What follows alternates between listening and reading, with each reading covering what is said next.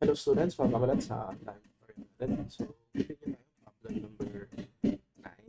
Ano yung number 9 natin?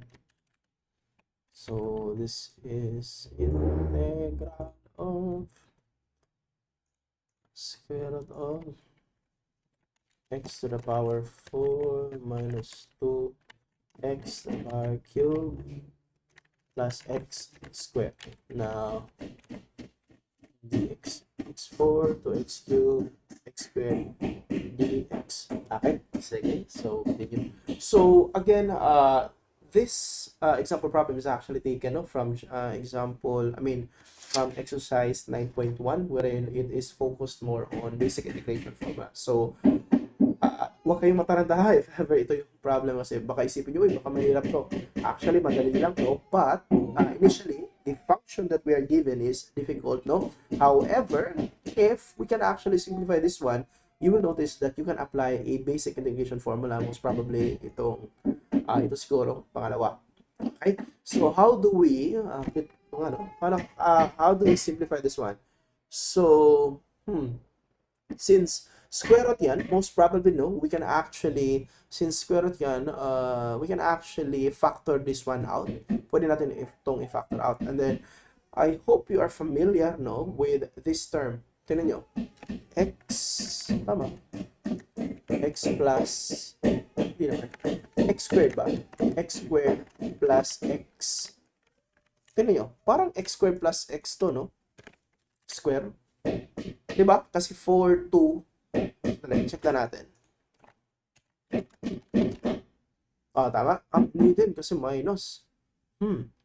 But I'm sure pwede kong kunin kasi pwede kong kunin yung minus 2, no? Yung nasa book, tama, minus.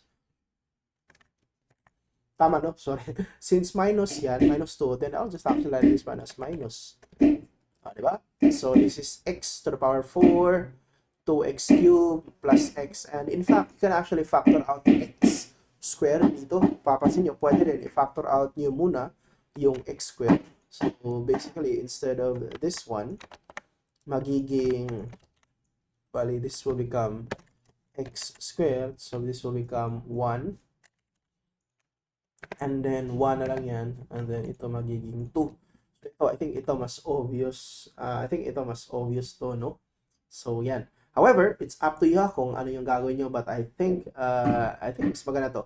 Ito kasi, automatic na kasi 2 terms yung lalabas. But, again, it's up to you kung ano yung gagawin ninyo. However, I'll just follow this first one. So, again, looking at our trial and error, no? So, ito, I can actually write this one. I can actually change this function, itong x to the power 4 minus 2x cubed plus x squared. Pwede itong palitan ng x squared minus x. And then you might ask, no, sir, paano mo nalaman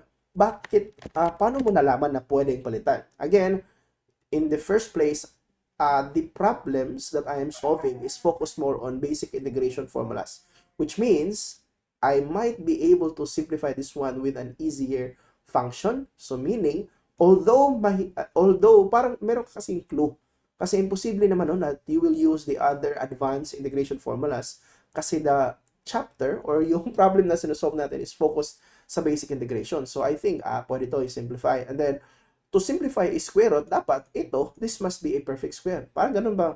Parang ganun. So, perfect square siguro to. Which is, yan, tama. X squared minus x. Okay?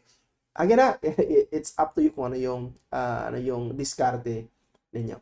Anyway, basta ang alam ko, for this one, madali lang kasing, dapat kasi yung equation na gagamitin natin is yung madali kasi focus lang ko sa basic integration formulas. Which means, ito yung gagamitin natin. Either ito, or ito. Madadali lang yung first 3 equations na yan. Okay, so which means ito, I can actually simplify this one with, pwede ko itong tanggalin ng square root, but itong squared, matatanggal din. Okay, and then with that, pag natanggal na yan, pwede ko na itong i-differentiate. Kunin yung integral of each term, no? Itong x squared and x. Which means, ang answer ko will be x squared. So again, by now, alam nyo na siguro, no? X squared will become x cubed over 3. Again, sir, bakit x cubed over 3?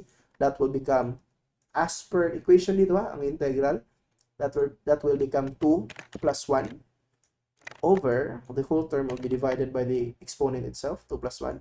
Then minus x, again, to the power. Initial exponent ng x dito is 1. So that's 1 plus 1. Okay, sorry. Okay, that's 1 plus 1 divided by 1 plus 1. And then wag natin kalimutan ng plus c kasi baka strict yung instructor ninyo pag walang plus c, 0 daw. Okay, so depende na sa instructor ninyo. Sige, so with that, i-simplify niya lang para mas madali. So this will become x, so I think madali lang to i-simplify, no? I'll leave yung pag-simplify nito. Kayo na yung bahala. And then minus, I think obvious, no? That's x squared over 2. So x squared over 2 plus c. Okay.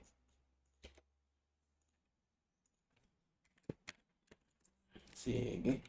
So I think madali lang yung problem number 9. Huwag lang kayong malito, no? Always check na. Always simplify yung function kasi mas madali para madali na lang i-integrate. Check na natin kung yung tama ba yung answer natin. Tama naman. Sige. So I think that's it. If you have any questions, comment down below. Proceed tayo sa problem number 10.